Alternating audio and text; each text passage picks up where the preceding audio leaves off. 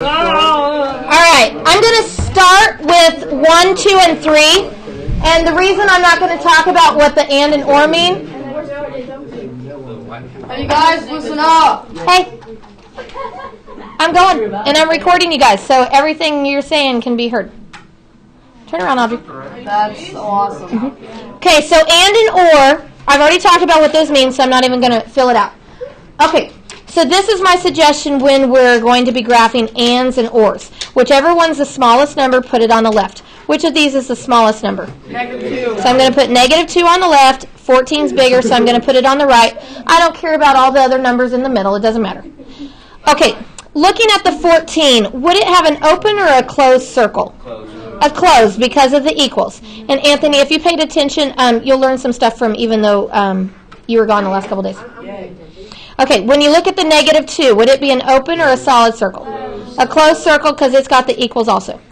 Okay, so when it's an and problem, I know that I have to satisfy both things at the same time in order for it to work out. So this says, and X just means your answers, or your numbers. Your numbers less than or equal to 14. So I want numbers that are less than or equal to 14, which is this way. And I want numbers that are greater than or equal to -2, which is this way. Where are numbers less than or equal to 14 and at the same time greater than or equal to -2? In between. In between. When you say this way, they can't really tell on the video. I know. No. I understand that. Is that easy? Yes. So the thing about the and is you only get a graph where both things are true at the same time. If I talk about numbers that are just smaller than 14, that would be everything to the left. If I talk about numbers that are bigger than -2, that'd be everything to the right. But because it's and, I could only want to be smaller than 14 and bigger than -2, so that only happens in the middle. Now let's hop over to number 3. Number 3 is another and problem. If you see the problem all smushed together like this, this is an and. And this is one reason why I wanted you to learn how to read both directions. So, first of all, which of these numbers is smaller? So -10 goes on the left. -3 is going to go on the right. Let's go ahead and talk circles. What kind of circle would we have at the -10? Open or closed? Closed because of the equals. And what kind of circle would we have at the -3? Open. Okay, so now I want to practice reading this. As I read to the left, I say X is greater than or equal to -10 and X is less than -3. So where are we greater than -10 and less than -3? In between them. In between. This is typically how your and graphs look. There are a few exceptions, but typically this is how they look. It's where the graphing is in between. And I just want to make sure you know that this right here is an and problem because it's all smushed. And if it doesn't say or and, it's an and no matter what. Yeah, this first one's an and one because I see that word and. This one's an and because it's all smushed together. Now, if you ever see the word or, it's going to be an or. It won't be an or problem without seeing the word or. The thing about the ors is we saw that either you satisfy this one or you satisfy this one, right? Either you were at least 4 years old or you weighed more than 40 pounds or 50, whatever it was. So I'm just going to graph the one on the left, I'm going to graph the one on the right, and then however it looks, it looks. So first of all, which number is smaller? So -4 is going to go on the left, 0 is going to go on the right. And then I'm just going to graph this first guy. What does this say? X is less than -4, so open circle and shade left. So this is where my numbers are less than -4. Okay, and then I go to graph this one. This says X is greater than 0, so open circle and shade to the right. So when it's an OR problem, I don't really have to think too much about it. I just treat them as two separate problems. I just look at this problem and I graph it. I look at this problem and I graph it, and then however it looks when I'm done, yeah, that's it. But if this would have said and, I just want to talk about this for a second. If this would have said and, where are numbers smaller than -4 and bigger than 0? Never. Never. No solution. There would be no solution. If this said and, there would be no solution to this problem because there would be no number that's smaller than -4 and bigger than 0. So that would be a no solution if this was an and. So and or do have different meanings. Okay, these are just solving. I'm going to start with 5. 5 is super easy. It's an or problem. It's just 2 problems, and you just do each one of them. just like you always would. So I'm going to ignore the 1 on the right and start with the 1 on the left. What would you do to get x by itself? -5. Okay, so we're going to subtract 5 from both sides. The x drops, the symbol drops, and what do you get when you take negative 11 minus 5? -16. Negative 16. And I'm done with that. Okay, I'm going to go ahead and rewrite that word or. Now I'm going to solve the problem on the right. So what would you do first on the problem on the right? +5. Okay, so we're going to add 5 to both sides. The 2x drops, the symbol drops. What's 11 plus 5? 16. And then what do you do? I divide by 2. Will I flip my sign? Nope. If you divide by a positive, don't flip it. And then you get x greater than or equal to 8. So this is my actual answer here. So OR problems, they're super easy. It's just 2 separate problems. No big deal. Okay, I do want to graph it. Which number is smaller? -16. So negative 16 is going to go on the left and 8 is going to go on the right. When it's an OR problem, I don't even really think. I just graph the first one, I graph the second one, done. So when I go to graph this first one, what does this say? X is Bigger than negative. Less than. less than or equal. If the pointed in faces a variable, less than. X is less than or equal to negative 16. What kind of circle and shade which way? Good, solid and to the left. So that is X is less than or equal to negative 16. Okay, the other one. This says X is greater than or equal to 8. What kind of circle and shade which way? Solid to the right. Solid to the right. So typically this is what our OR problems do. OR problems jet off into 2 different directions and AND problems shade in between. Typically, that's how OR and ANDs look. Yeah, this is an OR, which is in 2 different, they jet off into 2 different directions. But is there ever an OR that both go in one direction? Yeah, there are exceptions. I just don't think we're going to see them in this class. And along with. We're going to do the rest of these? Well, I'm going to yeah, we're going to do them. Okay, number 4. Do you see how it's all smushed together? Yeah. This is an AND problem. So I'm just going to get rid of this left-hand side for a second and pretend that that's all you saw. If that's all you saw, you would all know what to do. What would you do? +1. You would add 1. So you'd add 1 here and you'd add 1 here. The thing about this is you're doing 2 problems all at once. So you're going to add 1 over here also. You're solving 2 equations all at once. So I just like, when I'm first getting going, I just look to see what would I do to get m by itself. Move the -1 by adding it, and I add it everywhere. The 2m drops, both of my symbols drop, and then I work it out. How much is 3 plus 1? 4. 4. How much is 9 plus 1? 10. 10. Okay, just to eliminate a little confusion, I'm going to cover up my left-hand side again. If this was your problem, what would you do next? Divide by 2. Divide by 2. And so I'm going to divide by 2 over here also, because I'm just solving 2 problems all at once. Will I flip any of these signs? No. Nope, I divided by a positive, so no flipping. How much is 4 divided by 2?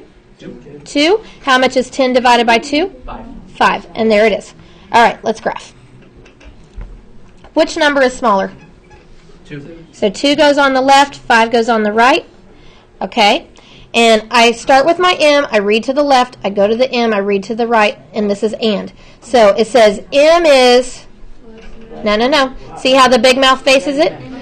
M is greater than 2 and Less than or equal to 5. So where are you greater than 2 and less than or equal to 5? In between. In between. Okay, so what kind of circle at the 2? Open. What kind of circle at the 5? Closed. Closed, and I shade in between. And there it is. Okay, so then looking at number 6, if I want to get x by itself, I know this is an AND problem. I'm just going to cover up this left little piece for a second. What would you do to get x by itself? -5. Subtract 5. So I'm going to subtract 5 here, I'm going to subtract 5 here, and I also subtract 5 over there. Just solving 2 equations all at once. Okay, the x drops. Will I flip any of my signs? No. Nope, I didn't multiply or divide by negative, so no flipping. How much is negative 15 minus 5? Negative 20. And how much is 11 minus 5? 6. Okay, you take a second and graph this, and let's see what it looks like. Take a second and graph this, and then we'll look to see what it looks like.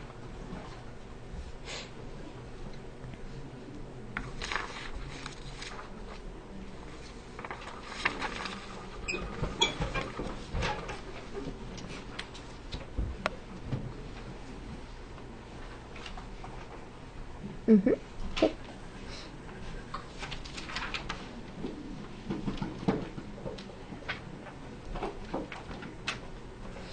Mm-hmm. Okay, so do you all have your negative 20 on the left and your 6 on the right? Yes. Solid circles at both? And shade in between? We okay? Did you do something different?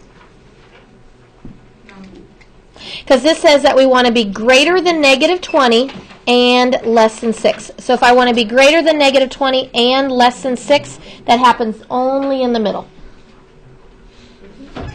All right, let's flip. Number 10 is hard.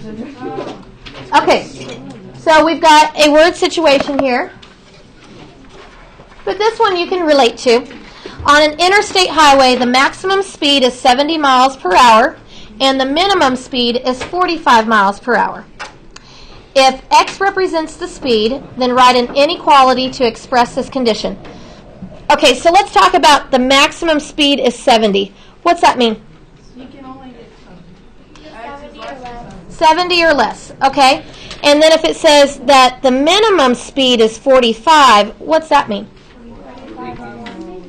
45 or what? Or more. Do you understand why there's minimum speed limits? Because if people are going really slow and you're going really fast, and then all of a sudden, I mean, it's just... They die, and you run over them. Yeah, you run over them, and away, then so you don't get in it's trouble. just not a good situation. So sometimes those people that are out there driving really, really slow, trying to be really, really cautious, they're really endangering themselves. So when you read a situation like this, do you think this is an and kind of situation or an or kind of situation? Do you think our speeds are going between numbers, or our speeds are this or they're this? Okay, between. So I'm going to take my x and I'm going to put it between my numbers. Which number is smaller? 45. So 45 is going to go on the left and 70 is going to go on the right. Whenever I write a statement, smallest number on the left, biggest number on the right, just like when you're graphing. Okay, so let's talk about the minimum speed being 45 again. You told me that meant you could go 45 or more? Yes. So that means I can go 45. Let me get it in equals. If I can go more than 45, should I put the big mouth facing the X or the pointed end facing? Big mouth. Just kidding. As long as the big mouth is facing the X, this says that your speed can be greater than 45. Okay, if your maximum speed limit is 70, can you go 70? No, yes. So I'm going to put in equals, and are you supposed to go more than 70? No. So less than 70. If I want to say less than 70, should I put the pointed end facing my X or the big mouth? Pointed end. And there it is. That's what I have. This is typically how the and problems always look. As long as your smallest number is on the left and your biggest number is on the right, the symbols will always go like this. As long as your smallest number is on the left and your biggest number is on the right. Typically, that's how your symbols look.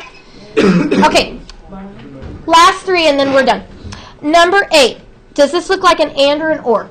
Or. It's an or. An or. When the shading goes in two different directions, it's an or. Okay, so Number 9. that's okay. So first I'm going to write a statement for this. This looks like your numbers are what? Negative 3. Less than. Less than negative 3. So your numbers are less than negative 3. Okay? When I look at the other one, this one looks like your numbers are what? The 5. Greater than or equal to 5. So your numbers, x, are greater than or equal to 5. The ors are very simple to do. Just do the one on the left, do the one on the right, put an or between them. Do you have to put the or between it, or can you just have it scrunched together? But Nope. That would make it a negative. Write the or. Okay, number 9. Does this look like an and or an or? And. So I'm going to smush this one all together. 8's my smaller number, so it's going to go on the left. 11's my bigger number, so it's going to go on the right. So I'm just going to try to make this make sense with the symbols first. These numbers that are shaded right here, are these numbers bigger than 8 or smaller than 8? bigger. They're bigger than 8. If I want to say bigger than 8, should I put the big mouth facing the X or the pointed end? The big mouth. The big mouth. That way it says your numbers are greater than 8. Okay, these numbers that are shaded, are they bigger than 11 or smaller? Smaller So- or equal to. Smaller or equal. So I need to say smaller or equal to. And there it is. Now, number 10. Does it look like an and to you? No. No, the shading's not between. This is an or. So let's start with this part. These numbers look what the 9? Less than. Less than 9. These numbers are less than the 9. These numbers over here look like what the 9? More than the 9. These numbers are more than the 9. That's it. I'm not giving you an assignment tonight. Smiley Can't face. you just put X and then like is not equal to, like the equals and the slash and the 9, and then it could be anything but the 9? I would take that. You would? Okay, good. I mean, it's the same exact thing, just less. That's exactly what you don't want. Okay, you guys can go to lunch. Oh, wow.